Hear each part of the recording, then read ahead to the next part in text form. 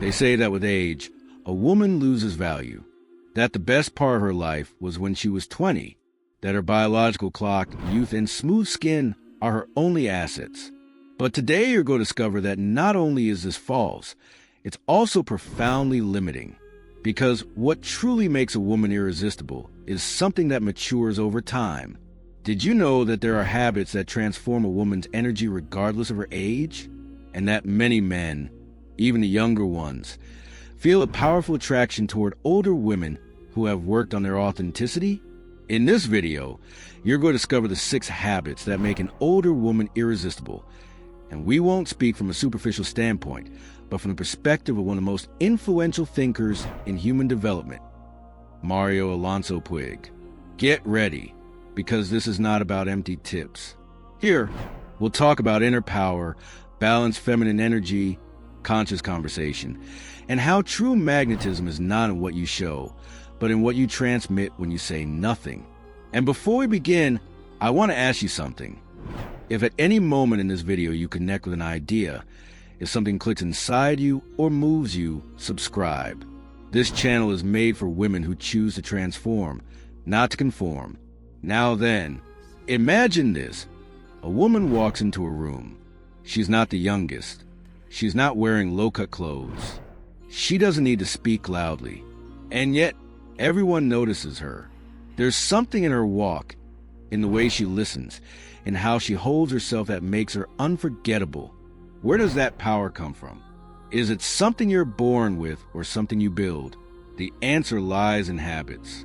Small daily decisions that, when sustained consciously, turn a woman into a magnetic, free, and deeply attractive being.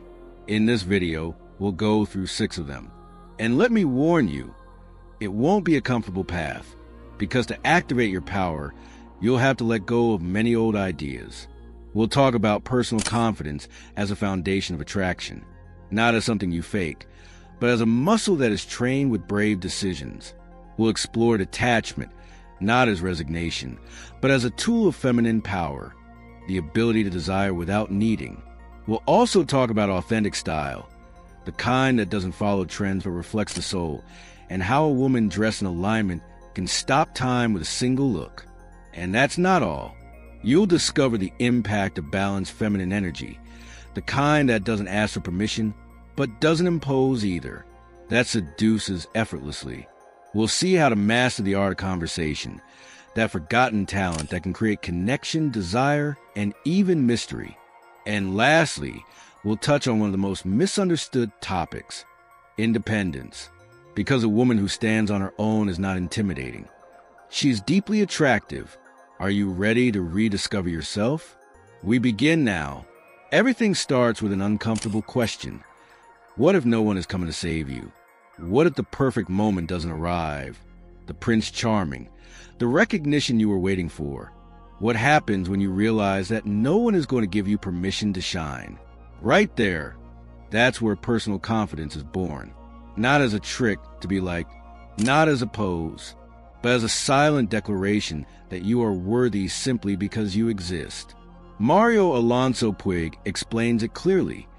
The human brain has a capacity to transform its biology through thought, but not just any thought. What truly activates that transformation is what he calls generative thinking. Thoughts that connect you with possibility, with action, with your real identity. And when a woman connects with that, she stops living from judgment and starts living with intention. It's not about going through life faking confidence. That's not confidence. That's fear in disguise. Real confidence makes no noise. It doesn't need constant validation. It's that firm presence you can feel in a woman who doesn't compete, doesn't compare, and doesn't seek to fit in, because she has already chosen herself. But it wasn't always like this. Many women, maybe you too, grew up believing that confidence was a consequence. If things go well, then I'll trust. If I'm chosen, then I matter. If I'm approved of, then I deserve. But that approach is an emotional trap, because it puts your worth in someone else's hands.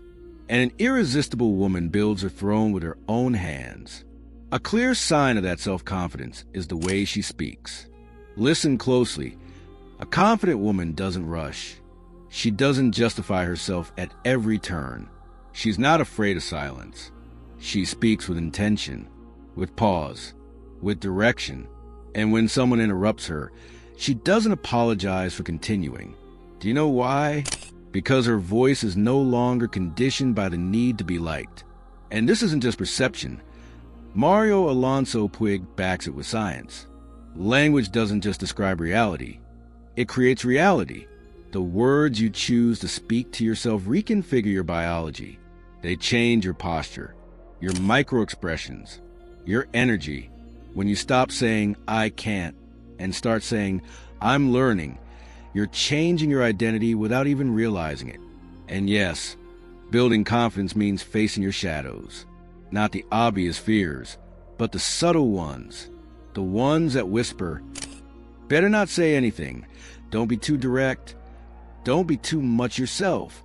And every time you obey those voices, your authenticity fades a little more, until one day you feel lost in your own skin.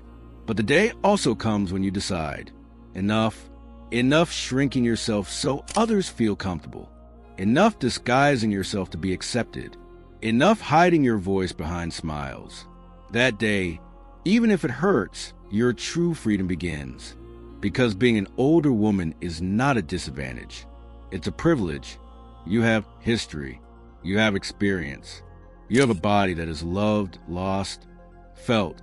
You have scars that tell stories others haven't even imagined. And all of that, far from subtracting, adds. But it only becomes power if you claim it. And it's important to understand this. Confidence is not a distant goal. It's a habit, like brushing your teeth, like sleeping well. It's practice. It's trained. And over time, it becomes part of you. Let's move on to some practical exercises. Exercise 1, the brave mirror. Every morning, look at yourself in the mirror and name yourself out loud. Don't describe yourself. Name yourself. I am strength.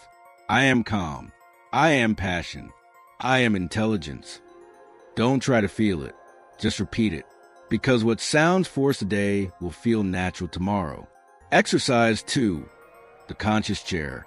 Next time you're in a group conversation, don't cross your arms. Don't tilt your head. Don't make yourself small. Keep your posture upright. Breathe deeply. And allow your body to take up space. Not to dominate, but to inhabit yourself. Exercise 3, the no without explanation. Each week, aim to say at least one clear no without excuses. I can't. I'm not interested. That's not for me. And then observe how you feel. Maybe at first there will be guilt, but later you'll feel freedom.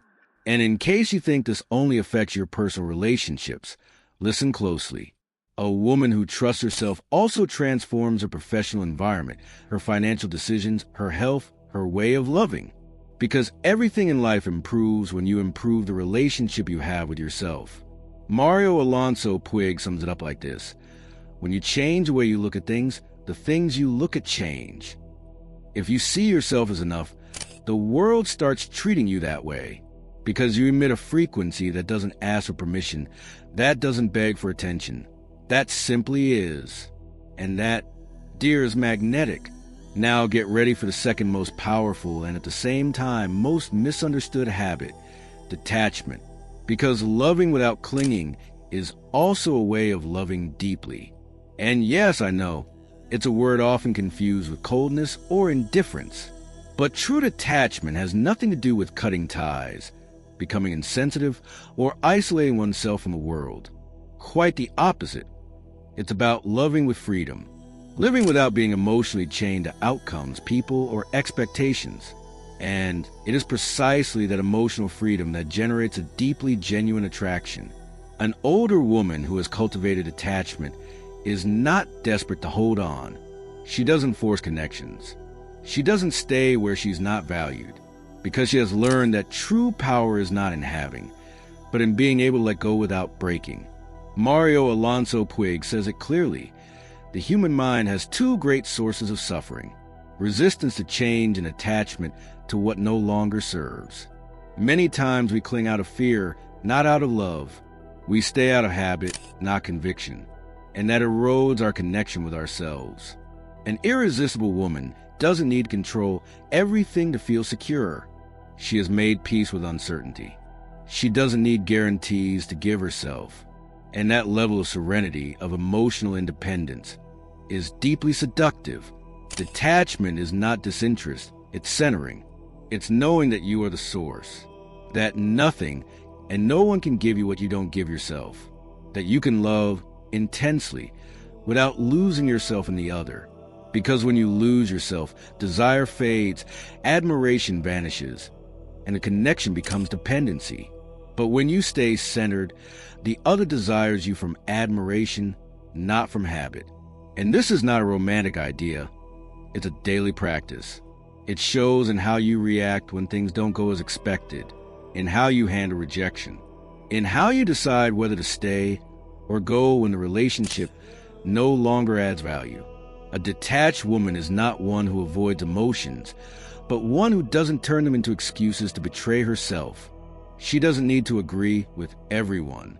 She doesn't need to be chosen, because she has already chosen herself. And that allows her to experience relationships with a different kind of maturity, not from lack, but from inner abundance. Detachment also shows in how you manage your time, your attention, your energy. When you stop trying to please everyone, you begin to connect with what really matters. You learn to say no without guilt, to close cycles without drama, to release narratives that no longer represent you. And most importantly, you stop living in waiting mode, waiting to be answered, to be validated, to be rescued, because you understand that your happiness is not in external hands, but within you. And here lies a crucial point. Attachment often arises from mistaken belief that without that person, you won't be okay, that something outside completes what you feel is missing. But when you work on detachment, you realize that nothing and no one can give you a wholeness you haven't built from within. You stop begging for affection. You stop pleading for attention. You stop mortgaging your peace to maintain connections that have become a burden. And that is emotional freedom. It's self-care in its highest form. Mario Alonso Puig suggests that one of the keys to transformation is to stop resisting what you can no longer control, because that resistance exhausts you. It drains you. It clouds your clarity. When you let go, the body relaxes, the mind opens, and a new possibility appears. And that's where the magic happens. When you're no longer obsessed with holding on, everything begins to flow differently. Sometimes even what seemed lost returns to you renewed, but you no longer need it. It's no longer from emptiness. It's from choice. Detachment also shows in the way a woman faces aging. The woman who accepts the passage of time without obsessing over stopping it, without living trapped in nostalgia for what was, shines with her own light, because she's not at war with her body. She's not at odds with her wrinkles. She lives her age with grace, with truth, with strength. And that creates a kind of beauty that goes beyond the visual, because the confidence she radiates is not based on being desired, but on having reconciled with herself. A detached woman also loves differently. She loves without conditions, without manipulation, without the need to control. She gives herself because she wants to, not because she needs to. And that's why when she loves, she does so from wholeness, without demanding guarantees, without measuring every gesture, without anguish over what might happen. She lives love as a gift, not as an obligation. And that kind of love, free and conscious, is magnetic. It doesn't overwhelm. It doesn't suffocate. It attracts from calm. And it's not that letting go doesn't hurt. Of course it hurts. But she no longer resists pain.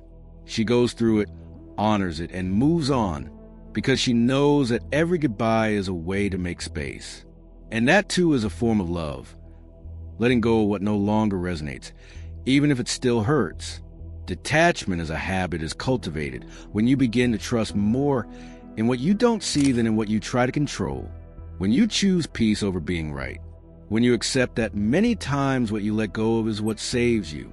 And that true security is not in holding on, but in flowing. You don't need to prove that you don't care. Authentic detachment is not a pose. It's not coldness or indifference. It's presence. It's saying, I'm here, but I don't lose myself. I'm with you, but I don't abandon myself. I'm open to love, but not from fear, from conscious choice, from the freedom of someone who knows they can stay, but also leave if necessary. And that woman, the one who can stay without needing, the one who can love without depending, the one who can let go without breaking, is the woman many admire in silence, because she transmits something that cannot be faked, inner power. And that power can't be bought, inherited, or imitated. It's built with time, with practice, with courage. That is true detachment. And that is one of the most powerful habits you can cultivate if you want to become a deeply irresistible woman. The third habit is authentic and personal style. Few things are as visible, as immediate, as evident as a person's style. And yet, few things are as misunderstood. Because style has nothing to do with fashion or brands or what is imposed from outside. Authentic style is a visual extension of your identity. It's what your presence communicates before you say a single word. It's a silent declaration of who you are, what you value, what you're willing to show, and what you choose to protect. An older woman who has discovered her personal style doesn't disguise herself to be liked. She doesn't follow trends blindly. She doesn't try to fit into youthful molds that no longer belong to her. On the contrary, she dresses as someone who honors her story. Every garment is chosen with intention. Every accessory reflects an inner decision, because she understands that dressing is a political, emotional, and spiritual act. It's a way of narrating yourself to the world without needing to explain anything. And that is not only beautiful, it's irresistible. Mario Alonso Puig speaks about the power of congruence between what you feel, what you think, what you say, and what you do. And style fits perfectly into that equation. Because when a woman presents herself to the world in alignment with her essence, the impact is immediate. There's a harmony that can be felt. There's a coherence that attracts. Because what you see on the outside confirms what you perceive on the inside, and that generates trust, respect, and admiration. The problem is that many women, upon reaching a certain age, begin to feel invisible, as if fashion were no longer for them, as if the desire to look and feel good were frivolous. But that is an imposed narrative, a cultural lie that seeks to silence the expressive power of the female body and maturity. Authentic style is not superficial. It is deeply symbolic. It is telling yourself and the world that you are still present, that you still choose yourself, that you have not given up inhabiting yourself with beauty. And it is not about having a full wardrobe, nor about spending fortunes. It is about knowing yourself, identifying which colors, which cuts, which textures empower you, which reflect your internal state, which connect you to your sensuality. Because yes, sensuality does not disappear with age. It only changes form. And when a woman dresses from her truth, from her comfort, from her desire, that sensuality becomes natural, powerful, magnetic. A woman with authentic style does not need to adore herself to be noticed. She knows her presence is enough, that a well-chosen scarf, a perfume that tells a story, a garment that embraces her figure with respect, can say more than any visual shout. And that sets her apart, because while many try to attract attention, she simply emits a silent signal of self-esteem that is felt in the air. But reaching that point requires a process of unlearning, leaving behind the need for approval, letting go of the fear of judgment, stopping dressing to not look old, and starting to dress to feel alive. Because when you dress from fear, you fade. But when you dress from authenticity, you ignite. And that shows, because everything in you speaks. Your posture, your walk, your energy. And clothing is just one more part of that nonverbal language that communicates who you are without asking permission. Mario Alonso Puig insists a lot on the power of language and intention. And style is that visual language with emotional intention. A woman who has cultivated her style does not hide. She does not disguise herself. She reveals herself. She does not need everyone to understand her. It is enough for her to feel true to herself, and that, in a world that pushes uniformity, is a revolutionary act. And mind you, this does not mean always dressing the same or following fixed rules. It means knowing how to read yourself, knowing when you need structure and when you need fluidity, when something tight empowers you and when something loose frees you. It is a constant dialogue between your body, your emotions, and your present. Because authentic style is not imposed, it is listened to. And the more you listen to yourself, the clearer your external image becomes. The mistake lies in believing there is only one correct style, that you must look like someone else, that you have to hide your gray hair, cover your wrinkles, disguise your age. But the truly irresistible woman is the one who makes her authenticity her banner, and that includes honoring each stage of her life with aesthetic coherence. An older woman who dresses with confidence is not denying her age. She is celebrating her power, and that inspires. Authentic style also communicates boundaries, because it says, this is me, not this. Here I stand. Here I flow. And that kind of visual clarity generates impact, because it is not necessary to say much when what you wear already tells your story. Your style can be an armor of beauty, a declaration of freedom, a refuge of identity. And when you choose it from that awareness, it no longer matters if others approve or not, because you have already approved yourself. And yes, there may be gray days. Days when you do not feel like dressing for the world. But even on those days, if you have cultivated a habit of authentic style, you will know how to choose something that reconnects you with yourself, something that reminds you that you are still you, that your essence does not depend on a good day, but on an internal decision not to abandon yourself. An older woman walking down the street with style is not seeking looks. She is affirming her place in the world.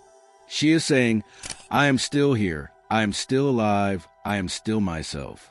And that kind of presence does not go unnoticed, because the world needs more women like that, who dare to be, to show themselves, to express themselves without asking for permission. Women who understand that elegance is not in the price of clothes, but in the congruence of the soul. That is true style, one that is born from the inside out, that feeds on identity, that is sustained with dignity, that adapts but does not betray, and above all cannot be copied, because it is unique, because it is yours, because it has been shaped by years of history, by hard moments, by instances of silent beauty. And that is not manufactured. It is built, it is inhabited, it is transmitted. And that habit, when made conscious, makes you unforgettable. And if so far you have felt something inside you ignite, that there are parts of sleep that begin to stretch and awaken, do not ignore it. It is a sign that you are ready for more. So I invite you to subscribe right now, not to feel a statistic, but to remind you every week that this path back to yourself has guidance, has direction, and has community. The fourth habit is balanced feminine energy. This may be the most subtle of all, but also the most transformative, because it is not about something seen, but something felt. It is the invisible quality of your presence. It is that combination of firmness and softness that, when in harmony, turns your energy into an almost hypnotic force. Many times, when talking about feminine energy, cliches or extremes arise, or they ask you to be docile, submissive, compliant, or become some kind of tireless warrior who needs no one. But none of those versions does justice to you. True balance is not in extremes, but in integration. A woman with balanced feminine energy does not compete with the masculine, but neither does she diminish herself. She does not impose, but neither does she erase herself. She has the ability to receive without feeling weak, and to give without feeling empty, and that, in practice, radically changes her way of relating to the world, to men, to her decisions, because she no longer reacts from defense, but from awareness. She no longer seeks to constantly protect herself, because she has built an internal confidence that does not need shields. Mario Alonso Puig has often spoken about the impact that the quality of our internal states has on the reality we build. A woman with balanced energy does not need to prove anything. Her power lies in her presence, in how she enters a place, in how she listens without interrupting, in how she smiles without desperation, in how she waits without anxiety. That energy does not push, it does not chase. It invites, it inspires, it attracts, and precisely because of that, it is so irresistible. Feminine energy is receptive, creative, intuitive, connected to body, to rhythm, to mystery. But when a woman lives too long in defense mode, hyperproductivity, or constant demand, this energy becomes unbalanced, and she begins to live from exhaustion, from logic, from control. She loses the ability to enjoy, to flow, to nourish herself, and that shows. It shows on the face, in posture, in the gaze, not because she has aged, but because she has hardened. Recovering feminine balance is not an aesthetic task. It is a spiritual task. It is asking yourself, when do I stop inhabiting my body? When do I start forcing, control, and demanding? What would happen if I simply allowed things to come, instead of pushing them all the time? The woman who manages to make that transition changes her energetic field, changes her language, changes her relationships, because she stops running after and starts walking with direction. And this does not mean becoming passive. On the contrary, a woman with balanced feminine energy is deeply active, but not compulsive. She does not act out of fear. She acts out of intuition. And that action, born from an internal connected center, has much more impact than any exhausting effort. It is like a dance. Such a woman does not obsess over controlling another's step. She focuses on her own rhythm. And in that flow, the other begins to respond, to adapt, to let go. And yes, there are practices that can help you recover that balance. The most important, reconnect with your body. Return to pleasure without guilt. Dance without seeking approval. Breathe consciously. Eat slowly. Sleep well. Hug yourself. Listen to music that moves you from within. Touch your skin kindly. Because the body is not a functional tool. It is your temple. And when you inhabit it with presence, your energy aligns itself. Another powerful practice is silence, not as punishment, but as sacred space. A woman in silence, connected with her interior, is a woman who regains power, because external noise often disconnects us. But when you make silence, you can return to yourself. Listen to your intuition. Feel what your body is saying. And from there, choose. Not react. Choose. It is also key to learn how to receive. Many women are so used to giving, to solving, to anticipating, that they have forgotten how to receive without guilt, to receive a compliment, to receive help, to receive love, to receive pleasure, to receive rest. Because receiving is not being weak. It is being open. It is trusting that you deserve. It is knowing that you don't have to do everything alone. And when a woman allows herself to receive, her energy changes. Her magnetic field expands. Her gaze softens. And that change, although it may seem subtle, transforms everything. Mario Alonso Puig explains that when you enter a state of serenity, your mind becomes more creative, your body regenerates better, and your relationships flow with greater harmony. A woman who cultivates that state from her balanced feminine energy not only becomes more attractive, she becomes wiser, because she no longer moves by impulse. She moves by alignment. And the most fascinating thing of all is that this energy is not lost with age. On the contrary, it deepens, it sharpens, it becomes more sophisticated, because you are no longer trying to impress anyone. You are no longer trying to prove anything. You simply are, with all that you are, with your story, your cyclicality, your intuition, your ability to create beauty where others only see chaos. That energy is powerful, but it requires a commitment. The commitment to return to yourself, to listen to yourself, to trust what you feel, even when you can't explain it. And if at any moment you have felt disconnected from your feminine energy, if you feel you have become too hard, too mental, too logical, don't punish yourself. It is normal. Life pushes us to that. Responsibilities, the pace, the demands. But you can always come back. You can always choose to balance. It is not about giving up your active, rational, logical part. It is about integrating. About remembering that within you also lives water, intuition, art, embrace, containment. And that does not weaken you, it roots you. Because a woman who knows how to balance her energy not only attracts, she also transforms. She transforms spaces, transforms relationships, transforms futures. Because she emits a frequency that elevates, that does not seek to compete, but to co-create, that does not need to fight for a place, because she already knows she is an essential part of the whole. And that woman, when she enters a place, does not light it up because she tries. She lights it up because her energy is at peace, because she has learned to let go of the demand to have everything under control. And she has embraced the certainty that when she is centered, everything else simply comes. That is the most powerful force of all. And also, the most forgotten. The fifth habit is the art of conversation. It is easy to underestimate it, and yet few things are as powerful as knowing how to converse. Because a good conversation is not just an exchange of words. It is connection, it is presence, it is rhythm, it is intention. It is a shared space where two souls brush, recognize, discover each other. And a woman who masters that art does not need to raise her voice nor have an opinion on everything to be unforgettable. It is enough for her to know how to be, to know how to listen, to know how to say just the right thing at the exact moment.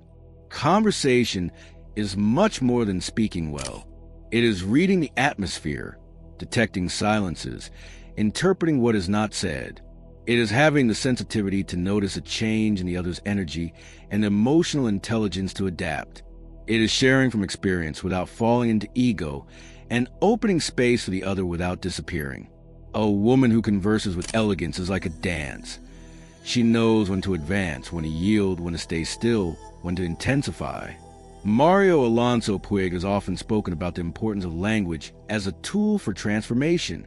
And he does not only refer to the language we use with ourselves, but also the one we use with the world, because words can open doors or close them. They can heal or hurt. They can attract or repel. And when an older woman has cultivated the art of conversation, she holds a magnetic tool in her hands. She doesn't need to shout her value. She communicates it in every word, every pause, every look that accompanies what she says. But it was not always like this. Many women learned to speak to justify, to defend themselves, to please, and that distorted their voice. It took away the joy of speaking simply to share. The art of conversation does not seek to convince. It seeks to connect. It does not seek to win. It seeks to enrich. And when a woman learns to return to her natural voice, to her unique way of expressing herself, everything changes. Because she no longer speaks to be accepted. She speaks because she has something to say. Because her story deserves to be told. Because her experience can illuminate. And it is not about having great oratory. It is about authenticity. About speaking from a real place. About sharing experiences without disguising them. About asking genuine questions, not out of courtesy, but out of true interest. A powerful conversation is one where both parties leave elevated, where a phrase can linger for days in memory, where tone, rhythm, warmth of voice build an emotional bridge difficult to forget. An irresistible woman is not the one who talks nonstop. She is the one who knows the value of silence, who is not afraid to leave empty spaces, because she knows that there is communication there as well, who understand that sometimes a "I understand" or a "tell me more" can be much more seductive than any brilliant speech, because listening with full attention is an act of love. And when someone feels truly heard, they open up, and that openness is the beginning of true attraction. And in a world full of distractions, being a good conversationalist is a superpower, because no one really listens anymore. No one looks into the eyes without looking at their phone. No one stays present without thinking about what they will say next. And that is why, when a woman appears who knows how to be there, completely there, the impact is profound, because she becomes a rarity, an exception, a relief. Someone with whom you can breathe, with whom you can be yourself. And this art is not innate. It can be cultivated. It is trained like a muscle, by listening more, interrupting less, asking better questions, observing the other with curiosity, not judgment, sharing from lived experience, not from learned knowledge. When a woman speaks from her core, even the simplest things sound profound, because her voice has history, has texture, has weight, and that weight does not crush. It caresses. Mario Alonso Puig also mentions that a good conversation has a power to reconfigure the emotional state of the other. It is not magic. It is biology. When you feel seen, heard, validated, your nervous system regulates. Your mind calms. Your energy changes. That is why there are people you remember only for a conversation, because they left an emotional mark, because they made you feel. And that is the most powerful thing you can create. Sensation, in the art of conversation, also lives subtle eroticism, because a well-spoken word, an unexpected compliment, a story told with passion, can ignite more than any image. Desire awakens in the mind, and a conversation is a perfect stage for that. But it is not about seducing for the sake of seduction. It is about creating a verbal dance that invites exploration, that awakens playfulness, that creates tension. And an older woman who no longer seeks approval can play with that language elegantly, without falling into the obvious, without needing to exaggerate, only with the strength of her true voice. It is also important what a woman does not say, knowing when to be silent, not out of fear, but out of wisdom, not because she has no opinion, but because she chooses her battles. That selectivity makes every word she says have weight, because she does not speak just to speak. She speaks to build, and that verbal maturity is not improvised. It is trained with years, with moments of silence, with failed conversations, with painful lessons, with attentive listening. And in a world that applauds those who shout the loudest, a woman who chooses to speak with subtlety, with truth, with elegance, stands out effortlessly, because she becomes a refuge, a pause, a space where the other can lower their guard. And in that pause, the bond opens, not from need, but from genuine connection, because true conversation has no script. It has presence. And if you have come this far, you probably already know it, that within you there is that voice, that unique way of being and speaking. Maybe it is just waiting for you to make room, to use it more often, to give it permission to tell your story. Because there is no voice more powerful than the one born from authenticity. The art of conversation is a habit that transforms not only how others see you, but how you see yourself. Because when you express yourself from your truth, you also listen to yourself, understand yourself better, recognize yourself, and little by little, you fall more in love with who you are. And that woman, the one who falls in love with herself every time she hears herself speak with truth, that woman is unforgettable. Finally, let's talk about independence as the ultimate aphrodisiac. Sometimes it is thought that an independent woman is a cold, distant, or inaccessible woman. But that is a distorted vision of what independence really means. True independence does not reject love, nor deny the desire to share. What it does is liberate. It frees you from the fear of being alone. It frees you from the impulse to please. It frees you from a need to get permission to shine. And that inner freedom is deeply attractive.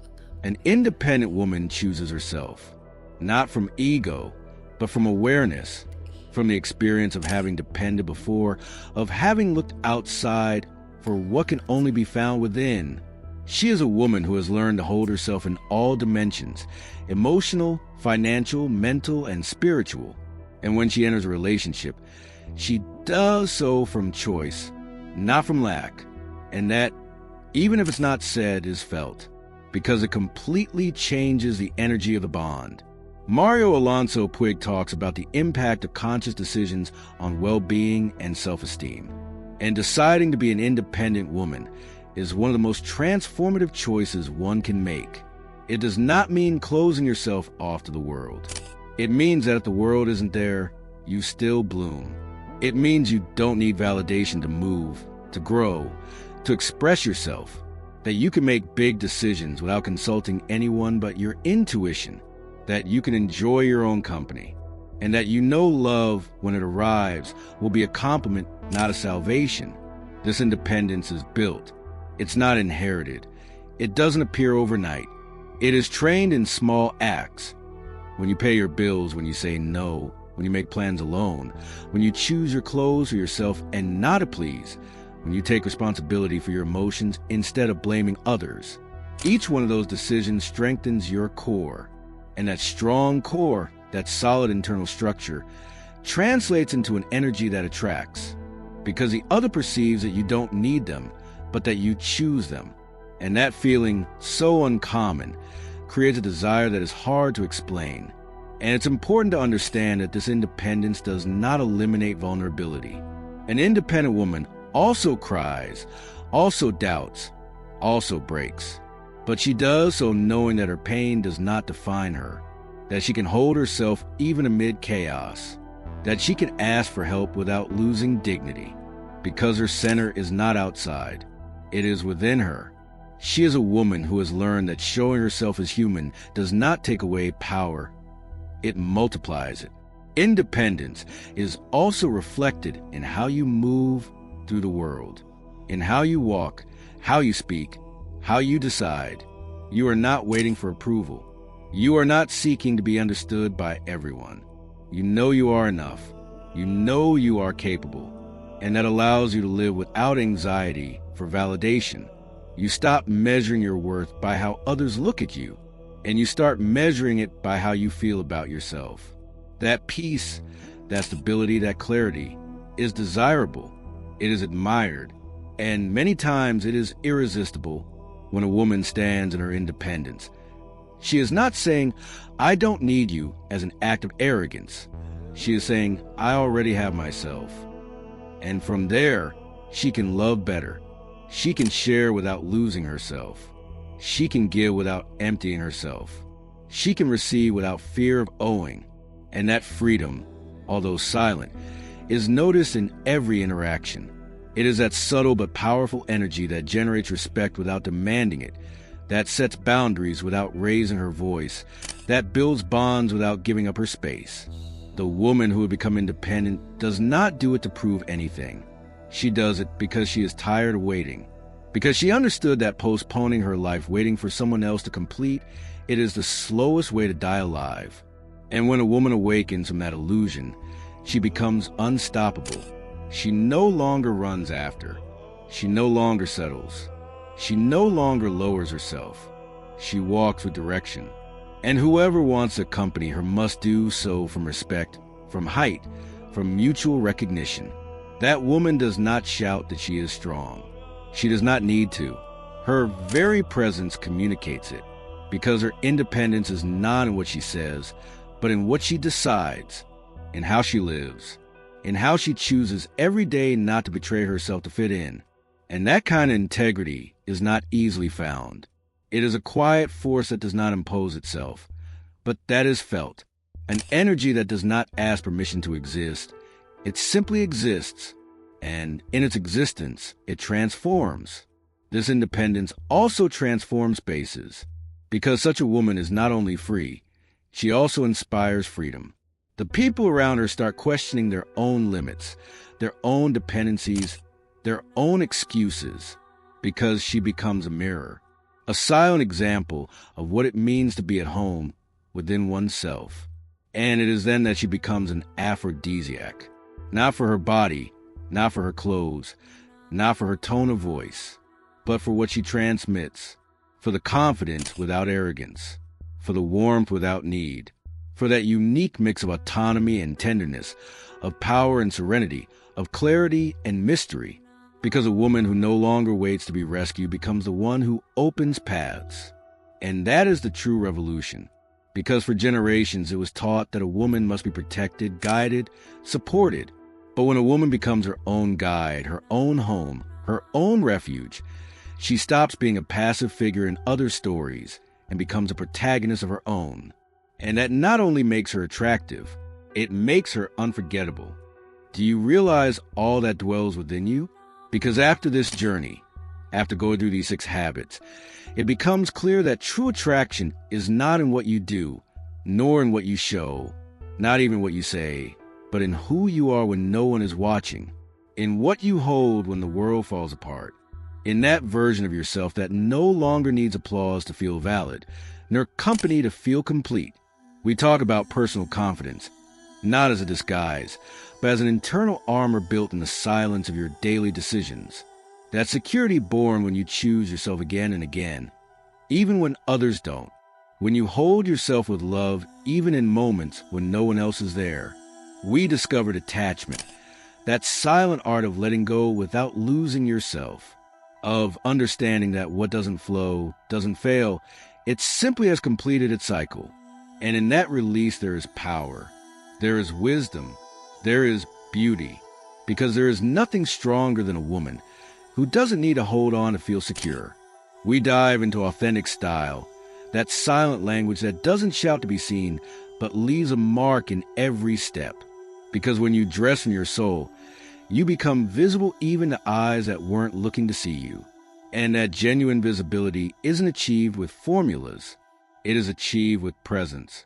We connect with your balanced feminine energy, that perfect mix of strength and softness, of decision and surrender, that invisible dance that transforms spaces, regulates emotions, invites others to remove their masks. A woman in balance does not seek to dominate.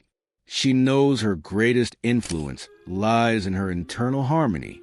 We enter the R conversation, that forgotten gift that doesn't need great speeches to create impact, because there are looks that caress more than 1,000 words. And there are simple phrases, said from truth, that can linger in the memory of the listener for days. Being a woman who knows how to converse is being a woman who knows how to create lasting emotional bridges. And finally, we touch independence, that silent engine that makes you the owner of your destiny. Because a woman who already has herself does not need to possess anyone. A woman who walks alone is not an incomplete woman. She is a woman on her way. And that, even if you don't say it, is noticed. It is noticed in how you sit, how you express yourself, how you decide. And that kind of presence is impossible to ignore. Do you know the most beautiful thing about all this? That you don't need to become someone different. You don't need to change yourself. You only need to return. Return to yourself, to your center, to your truth, to that version of you that perhaps you left behind at some point, trying to fit in, trying to survive, trying to please. But that version still lives within you. It is waiting for you to give it permission to occupy the space it deserves again, not to please, but to inhabit you fully. And when a woman matures and recognizes herself completely, when she no longer asks for approval, when she no longer betrays herself, when she no longer denies herself, the world changes around her, not because the world changes, but because she sees it differently, because her gaze clears, her voice affirms, her energy refines, and in that refinement, everything begins to resonate. It's not about achieving everything at once. It's not about becoming a heroine overnight. It's about practicing, about rehearsing, about making mistakes, about returning to yourself again and again, because these habits are not magic formulas. They are paths back home, to that place where you don't need to compete, nor compare, nor convince, where you only need to be, breathe, be. And in that simplicity is your magic. In that coherence is your power. In that authenticity is your truest attraction. Because what is truly magnetic is not what you pretend to be, but what you hold in silence. It's not what you show, but what you emanate. It's not what you achieve, but how you achieve it, without betraying yourself, without leaving yourself for later. So, If you've made it this far, I want to thank you, because this was not just any video. It was an intimate conversation, a shared journey, a reminder of all that already dwells within you. And if you took with you a phrase, an image, a feeling, carry it with you, not to change yourself, but to remind yourself, to rebuild yourself from your center, from your truth, and as a symbol that you are ready to continue this path. I want to invite you to leave in the comments a word that is not only a signal for me to greet you in the next video, but also a symbol of the silent transformation you are choosing. That word is magnetism. Comment below if you felt that this video was more than information, if you felt it was a kind of reunion with yourself. And remember that true magnetism is not learned. It is remembered, because it has always been in you.